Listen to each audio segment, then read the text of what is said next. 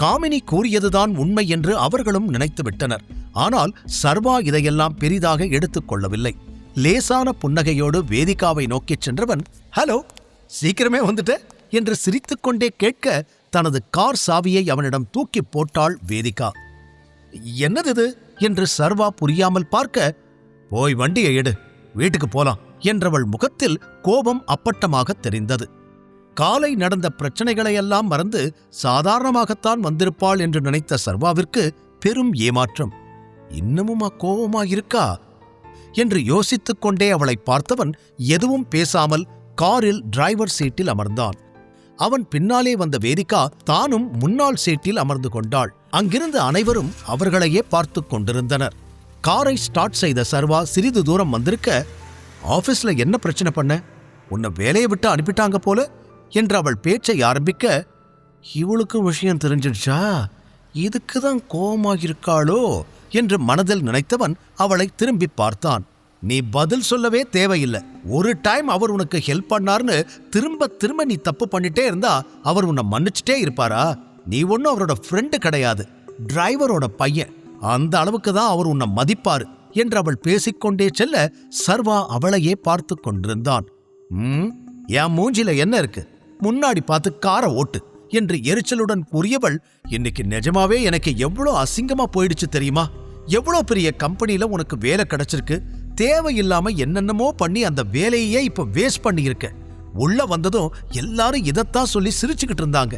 எனக்கு ஏன்தான் இங்க வந்தோன்னு ஆயிடுச்சு என அவள் விடாமல் பேசிக்கொண்டே போக, ஒரு நிலைக்கு மேல் அவள் பேசுவது எல்லாம் சர்வா காதிலே வாங்கவில்லை.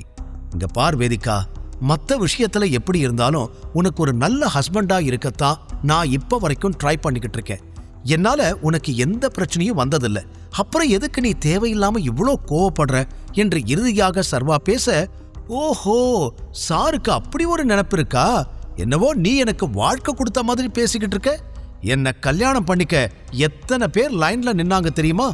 எல்லாம் என் தலை எழுத்து. என் வாழ்க்கை ஒரே நாள்ல இப்படி மாறி கஷ்டப்படணும்னு இருக்கு.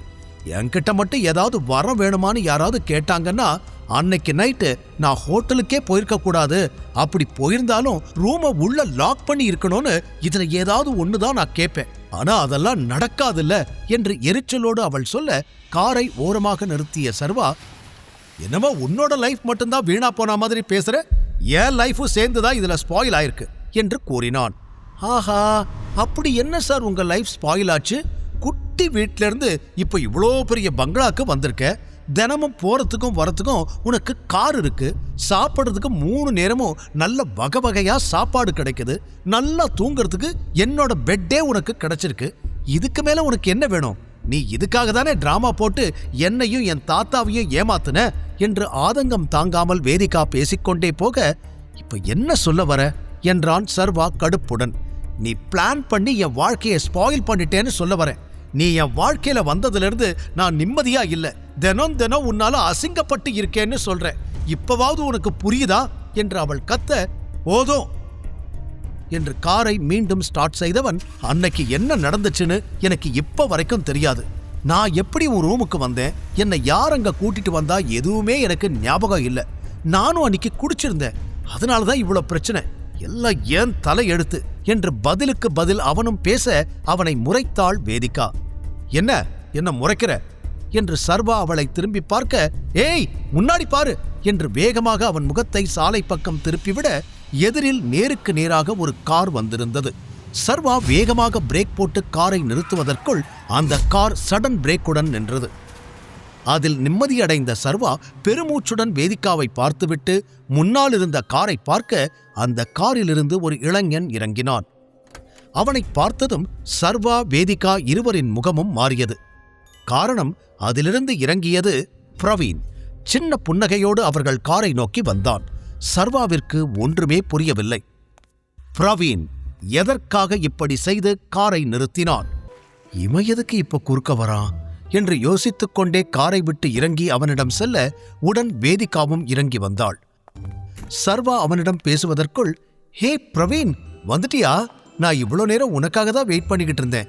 ஏன் இவ்வளோ லேட்டு என்று கேட்டாள் வேதிகா. வர வழியில செம்ம டிராஃபிக் வேதிகா, அதான் லேட்.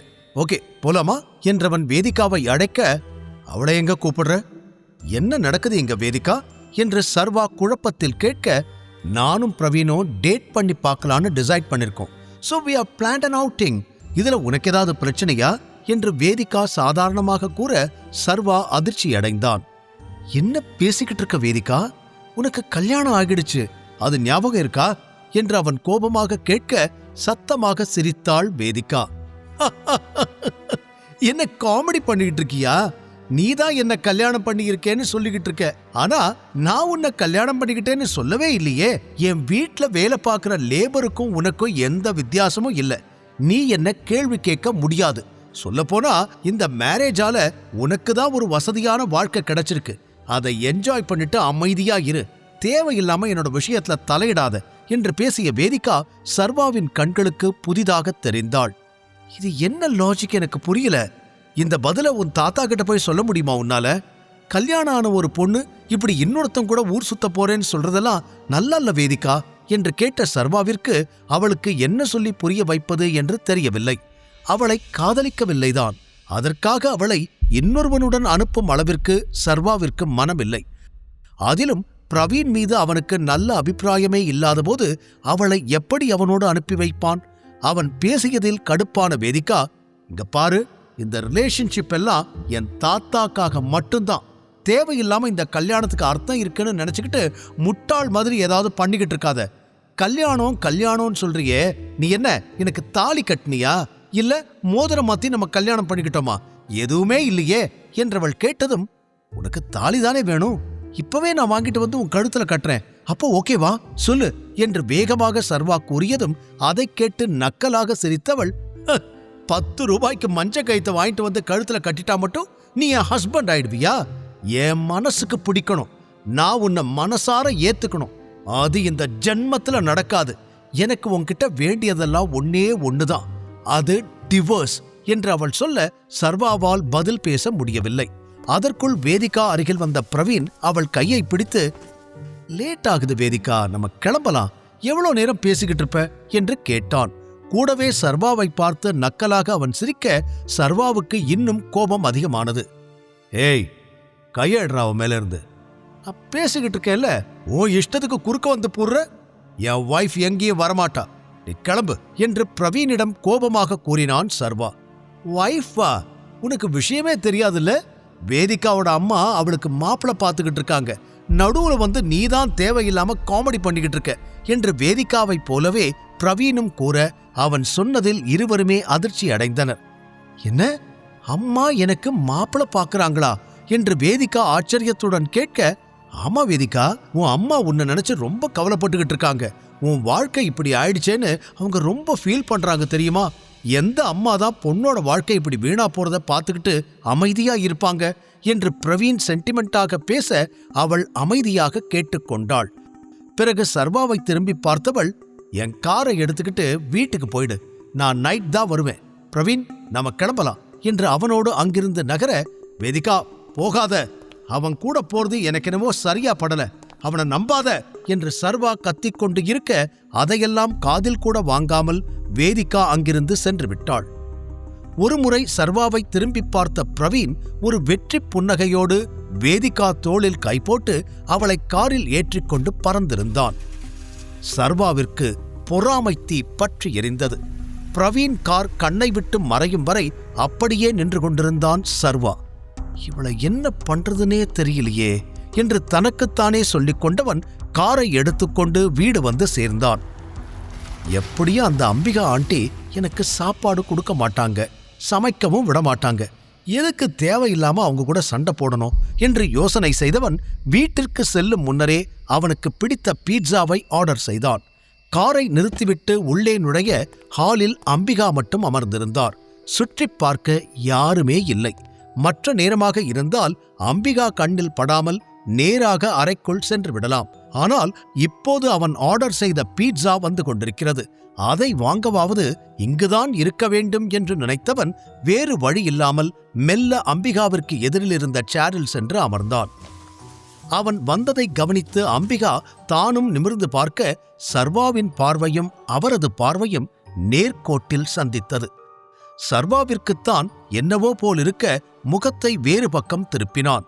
அப்போ நான் கேள்விப்பட்டது உண்மைதான் என்று அம்பிகா பேச்சை ஆரம்பிக்க, என்ன என்ன நீங்க கேள்விப்பட்டீங்க என்று சர்வா கேட்டான்.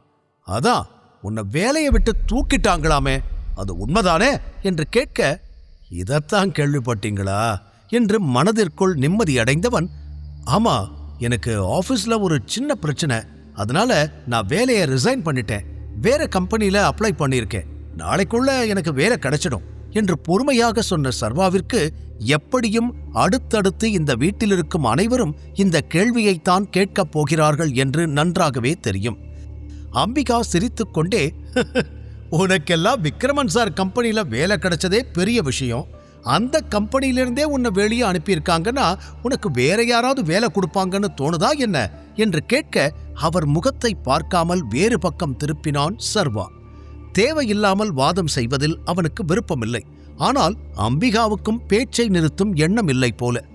இந்த மாதிரி ஒரு நாள் வரும்னு எனக்கு எப்பவோ தெரியும். நீ ஒரு அநாதை மட்டும் இல்ல, நீ ஒரு முட்டாள். உனக்கு உதவி பண்ணணும்னு நினைச்ச விக்ரமன் சார் தலைமையிலேயே ஏறி உட்காரணும்னு நினைச்சிருப்ப. உன்னை பத்தி தெரிஞ்சதும் அவர் உன்னை வெளியே தள்ளி விட்டுட்டாரு. இதுக்கப்புறம் உனக்கு வேலையும் கிடைக்காது, கிடைச்சாலும் நீ அதை உருப்படியா செய்யவும் மாட்ட என்று அம்பிகா பேசிக்கொண்டே செல்ல, இவங்க பேசுறதையெல்லாம் கேட்கறதுக்கு பசியில செத்தா கூட பரவாயில்லன்னு தோணுது என்று எரிச்சலோடு மனதில் நினைத்து கொண்டவன் எதுவுமே பேசாமல் அறையை நோக்கிச் சென்றான். அதானே, 4 கேள்வி கேட்டுட்டா அதுக்கு மேல நீ அந்த இடத்துல இருக்க மாட்டியே, உடனே எஸ்கேப் ஆகி ஓடிடுவியே.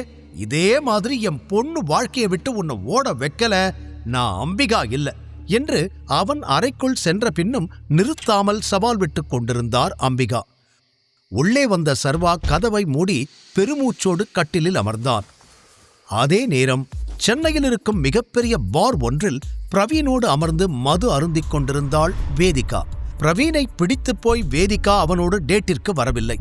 அம்பிகா வற்புறுத்தியதால்தான் பிரவீனுடன் வெளியில் செல்வதற்கு சம்மதம் சொல்லி இருந்தாள். கூடவே அவளுக்கு ஆரம்பத்திலிருந்து சர்வாவை பிடிக்கவில்லை.